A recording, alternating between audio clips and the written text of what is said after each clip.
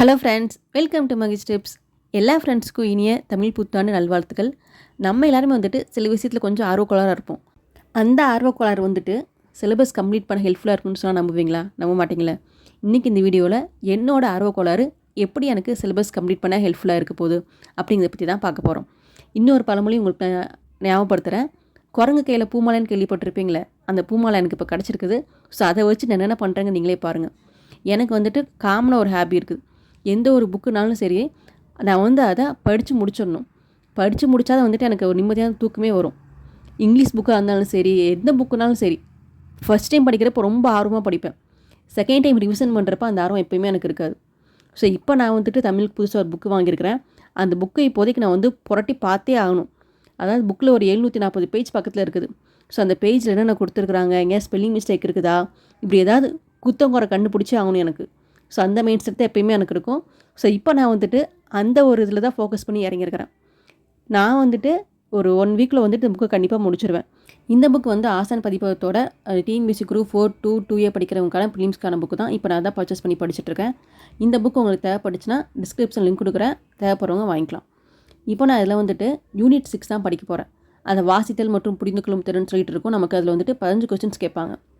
சும்மா ரொம்ப சிம்பிளான டாபிக் தான் எடுத்து நான் அதை வச்சு உட்காந்தேன். பட் இது வந்து அந்த அளவுக்கு சிம்பிள் இல்லை. நம்ம வெளியே இருந்து பார்த்தோன்னா ஜஸ்ட் என்ன வாசித்தல் புரியும் திறன் ஒரு பேராகிராஃப் கொடுத்துருப்பான், கீழே கொஸ்டின் கொடுத்துருப்பான். பேராகிராஃப் வாசித்து பார்த்துட்டு அந்த கொஸ்டினுக்கு ஏற்ற மாதிரி ஆன்சர் பண்ணணும், அவ்வளோதான் புரியும். ஆனால் நமக்கு இதில் வந்துட்டு இதில் வந்து எக்ஸாம்ஸ் போட்டு பார்க்கறதுக்கு வந்துட்டு ஒரு 85 கொஸ்டின்ஸ் மேலே கொடுத்துருக்காங்க. எல்லாமே வந்துட்டு நியூ புக், ஓல்டு புக், சிறப்பு தமிழ் 3லேருந்து எடுத்து கொடுத்துருக்காங்க. ஸோ நீங்கள் படித்து பார்த்தீங்கன்னா தெரியும். ஸோ இப்போ நான் அதை தான் படிக்க ஸ்டார்ட் பண்ணியிருக்கிறேன். இப்போ ஏன் நான் அதை படிக்க ஸ்டார்ட் பண்ணியிருக்கிறேன் அப்படின்னா, சரி கொஞ்சம் ஈஸியான டாப்பிக்லேருந்து ஆரம்பிக்கலாம் புக்கில் இருந்து அப்படிங்கிறதுக்காக. நான் வந்து புக்கை வாங்கினோடனே ஃபஸ்ட்டு புக்கை தூக்கி போட்டு பார்க்குறது, புக்கில் மார்க்கர் அண்ட் பென்னெல்லாம் யூஸ் பண்ணி பார்க்குறது, இதெல்லாம் வந்துட்டு என் ஹேபிட் மாதிரி மாறி போச்சு. ஸோ நான் எந்த புக்காக இருந்தாலுமே சரி, இந்த டெஸ்ட்டெல்லாம் ஃபஸ்ட்டே பண்ணி பார்த்துருவேன். இந்த 3 டெஸ்ட்லேயும் பாஸ் ஆனால் மட்டும்தான் வந்துட்டு புக்கை நான் படிக்க ஆரம்பிப்பேன். சப்போஸ் மார்க்கர் யூஸ் பண்ணும்போது பின்னாடி அச்சு படியுது, பென் யூஸ் பண்ண முடியல அப்படின்னா அப்படியே புக்கை கொண்டு போய் ரிட்டன் போட்டுருவேன். ஸோ இந்த புக்கு வந்து இந்த 3லேயும் பாஸ் ஆயிடுச்சு. ஸோ அதனால் இப்போ நான் படிக்க ஸ்டார்ட் பண்ணியாச்சு. இப்போ வரைக்கும் இந்த புக்கில் நான் மிஸ்டேக்ஸ் கண்டுபிடிக்கல. சப்போஸ் மிஸ்டேக்ஸாக கண்டுபிடிச்சானா கண்டிப்பாக உங்களுக்கு அதை பேஜ் நம்பர் மென்ஷன் பண்ணி சொல்கிறேன். ஸோ வாங்கியிருக்கவங்களுக்கு அது யூஸ்ஃபுல்லாக இருக்கும். என்ன மாதிரி நீங்கள் ஏதாச்சும் ஆர்வக்குள்ளார இருந்தீங்க அப்படின்னா அந்த ஆர்வக்குள்ளாரத்தனத்தை வந்து படிக்கிறதுக்கு கொஞ்சம் யூஸ் பண்ணிக்கோங்க. இந்த மாதிரி ஒரு புது புக்கு வாங்கினா அதை ஃபுல்லாக படித்து முடிச்சோன்னு ஒரு மைண்ட் செட் இருக்கும் பார்த்தீங்களா? இந்த மாதிரி நிறைய பேருக்கு அந்த மாதிரி மைண்ட் செட் இருக்கும். ஸோ அந்த மாதிரி மைண்ட் செட் இருக்கவங்க வந்துட்டு அதை யூஸ் பண்ணிக்கோங்க. ஏன்னா நம்மளோட மைனஸ் வந்து நம்ம ப்ளஸ்ஸாக கொஞ்சம் கன்வெர்ட் பண்ணுறப்ப நமக்கு அது இன்னும் கொஞ்சம் ஒர்க் அவுட் ஆகும்.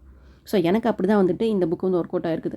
இந்த புக்குன்னு இல்லை, நான் புதுசாக எந்த புக்கு வாங்கினாலும் சரி அந்த புக்கை வந்து ஃபுல்லாக படித்து முடிச்சிடுவேன். ரிவிஷன் பண்ணுறதுக்கு தான் உட்கார மாட்டேன். என்னோடய பெரிய மைனஸ் வந்து ரிவிஷன் பண்ணுறது தான். எனக்கு மட்டும் இல்லை, பலருக்கும் அதான். உன்னை புதுசாக படிக்கிறப்ப கொஞ்சம் இன்ட்ரெஸ்ட்டாக நமக்கு இருக்கும். அதே வந்துட்டு படித்து திரும்ப படிக்கணும் அப்படின்னா நமக்கு சலுப்பு தட்டி போயிடும், பண்ண மாட்டோம். ஸோ நானும் அதே கேட்டகரி தான். இப்போ வந்துட்டு ஒரு ஃபயரோடு உட்காந்துருக்கேன் இந்த புக்கை படித்து முடிச்சிடணும். இந்த புக்கை நான் படித்து முடிச்சிட்டேன் அப்படின்னா நியூ சிலபஸ் டாபிக் ஃபுல்லாக நான் கவர் பண்ணியிருப்பேன். ஓல்டு புக்கு, நியூ புக்கு, சிறப்பு தமிழ் 3மே கம்ப்ளீட் பண்ணியிருப்பேன். ஸோ இந்த மாதிரி ஒவ்வொருத்தருக்கும் ஒரு மைண்ட் செட் இருக்கும். ஸோ நீங்கள் வந்துட்டு அதை வந்து கிளிக் பண்ணிட்டீங்கன்னா கண்டிப்பாக சிலபஸ் எவ்வளோ கொடுத்தா என்ன நீங்கள் படிச்சிட முடியும். ஸோ நீங்களும் என்ன மாதிரி யாராக இருந்தீங்கன்னா மறக்காமல் கமெண்ட் பண்ணுங்கள். இந்த வீடியோ உங்களுக்கு யூஸ்ஃபுல்லாக இருந்துச்சுன்னா மறக்காமல் நம்ம சேனலை சப்ஸ்கிரைப் பண்ணி வச்சுக்கோங்க. தேங்க்ஸ் ஃபார் வாட்சிங்.